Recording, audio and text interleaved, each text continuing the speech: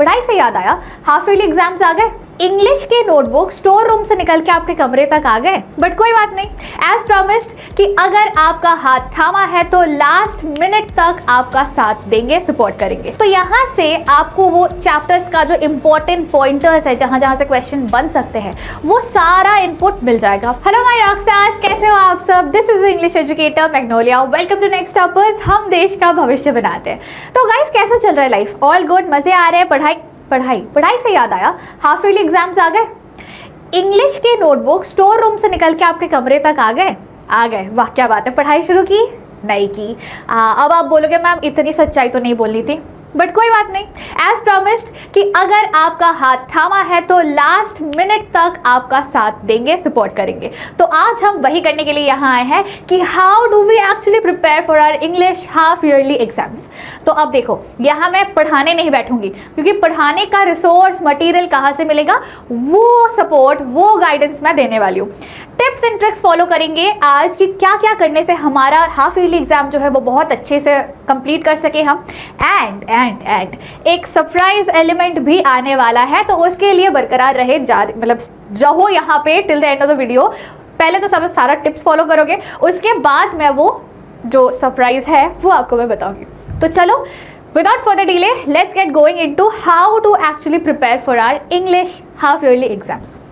सबसे इंपॉर्टेंट चीज़ हमें पता है कि सिलेबस, अरे मैम सिलेबस भी क्या बड़ी बात है, वो तो हम निकाल ही लेते हैं, स्कूल से मिल ही जाता है। सबसे इंपॉर्टेंट क्वेश्चन होता है कि मैम पढ़ाई कैसे करें, कैसे पढ़ाई करें।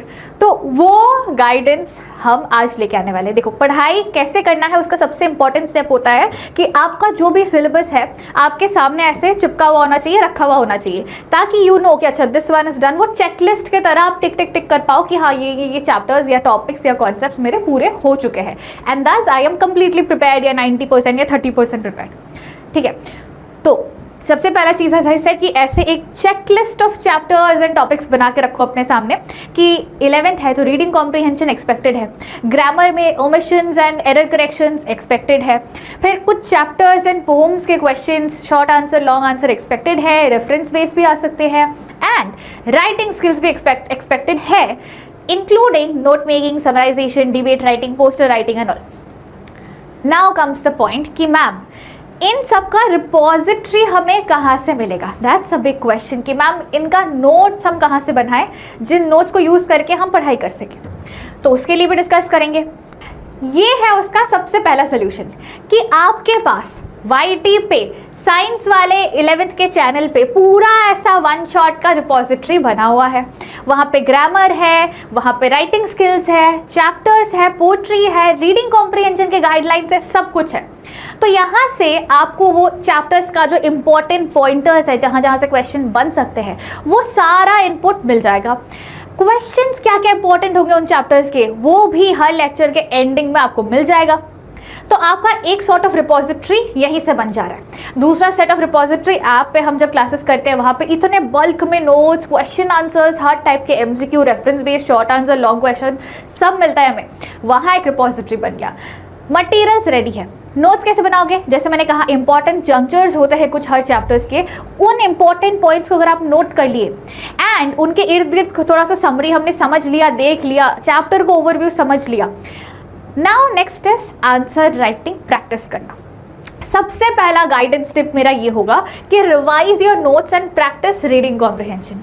अगर 7 दिन बच्चे आपके एग्जाम में, तो 2 रीडिंग कॉम्प्रिहेंशन मिनिमम से प्रैक्टिस करो। ठीक है, रैंडम पैसेजेस उठाओ कहीं से एंड उनके क्वेश्चंस को सॉल्व करने का प्रैक्टिस करो। उसके लिए क्या करना है, वन शॉट दिया हुआ है, जैसे मैंने कहा, वन शॉट वीडियो को देखो, देख के वहां से टिप्स एंड गाइडेंस समझो। Trust me on this guys, जो गाइडेंस उस लेक्चर में दिया हुआ है ना रीडिंग कॉम्प्रिहेंशन वाले में, आपको वो बहुत हेल्पफुल होगा। मतलब you will actually be able to solve any RC comprehension passage जो आपके पास दिया जा रहा है। ठीक है, तो प्रैक्टिस 2 RC एंड नोट्स जो बना के रखे हो। स्पेसिफिकली अगर मैं बात करूँ अभी राइट नाउ फॉर लिटरेचर, उन नोट्स का यूज़ करके आपको आंसर फ्रेमिंग करना बहुत ज़रूरी है। This is the time when you start writing the answers of literature. कैसे करना है आपको ये चीज़?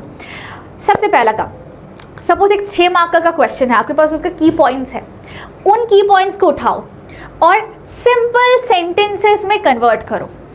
एक की पॉइंट को एकदम सिंपल से एक सेंटेंस बनाओ, दूसरे की पॉइंट को नेक्स्ट सिंपल सेंटेंस बनाओ। ऐसे करके एक 6 मार्कर का आपके पास सॉलिड कॉन्क्रीट आंसर बन जाएगा जिसमें सारे इंपॉर्टेंट कीवर्ड्स मेंशन्ड है। आपका काम होगा ऐसे करके आंसर राइटिंग प्रैक्टिस करना and a very important thing is जो की पॉइंटर्स है उनको पेंसिल से मार्क करते हुए चलना, ठीक है। This is a very good habit जो आपको 12th में बहुत अच्छे स्कोर्स देंगे एंड इवन स्कूल्स में भी ये प्रैक्टिस, मतलब मैं जब स्कूल में पढ़ाती थी तो I always use to guide my students कि कभी भी आप कहीं पे भी लिटरेचर आंसर्स लिख रहे हो उनकी की पॉइंट्स को अंडरलाइन करो। उससे you know it kind of ensures कि you get a even higher mark.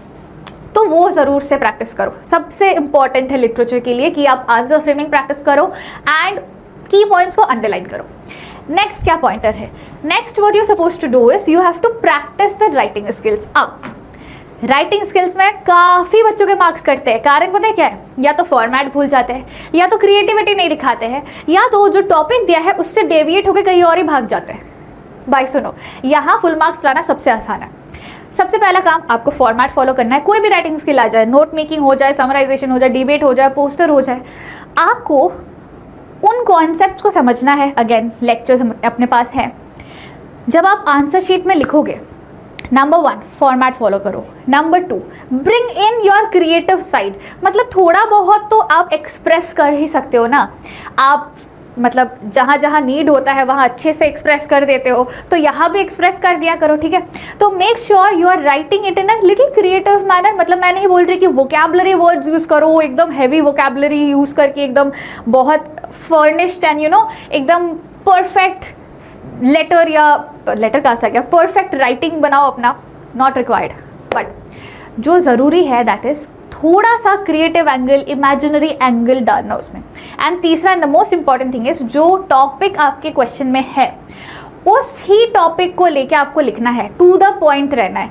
आपको अगर पूछा आपके पापा का नाम क्या है, उसमें आप अपने दादा, परदादा, अपने नाना, सबका नाम आपको मेंशन नहीं करना है, आपको सिर्फ और सिर्फ अपने पापा का नाम बताना है, ठीक है। तो just be to the point, जो इवेंट या जो एग्जैक्ट टॉपिक दिया गया है उसी के बारे में लिखो, ठीक है। एंड अगर पोस्टर है तो थोड़ा कलर पेंसिल भी साथ ले जाओ, थोड़ा डेकोरेटिव बनो, है ना, take out that colourful side of yours.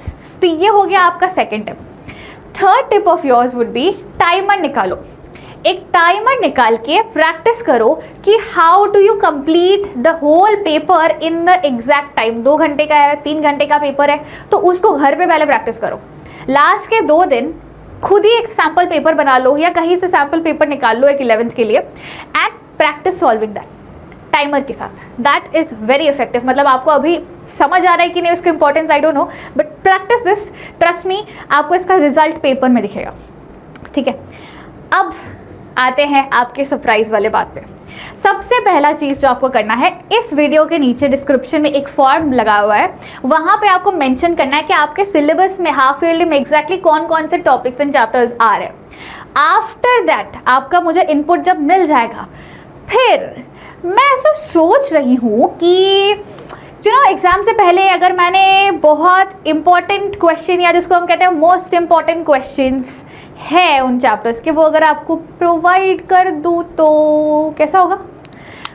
खैर we'll see उस बारे में क्या होना है क्या नहीं, but this is all about the guidance, tips and tricks. Make sure आप हर एक दिए गए टिप को फॉलो करो एंड प्रिपेयर योर बेस्ट, ठीक है। बहुत जल्द मिलेंगे, but till then stay smiling and happy, all the very best, prepare yourselves, stay smiling guys, see you soon, signing off your teacher Magnolia, bye guys.